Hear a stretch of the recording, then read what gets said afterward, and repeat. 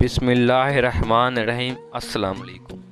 Corona virus سے دنیا بھر میں ہلاکتوں کی مجموعی تعداد 5800 سے زائد ہو گئی ہے، جبکہ 1,53,000 سے زائد افراد اس مہلک وبائی مرض میں مبتلا ہو چکے ہیں۔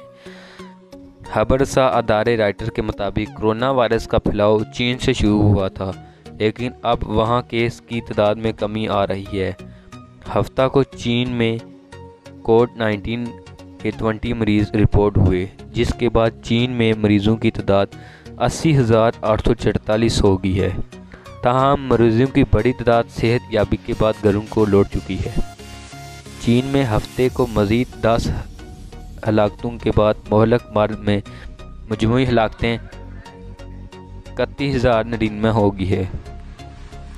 ادھر امریکہ نے کرونا وائرس کے پیش نظر برطانیہ اور آئرلینڈ پر بھی سفری پابندیاں عائد کر دی ہیں۔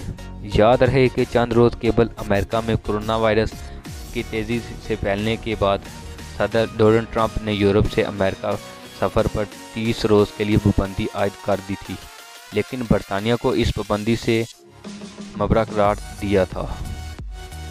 صدر ٹرمپ کا کہنا تھا کہ برطانیہ چونکہ اب یورپ کا حصہ نہیں رہا، لہذا پابندی کا اطلاق اس پر نہیں ہوگا۔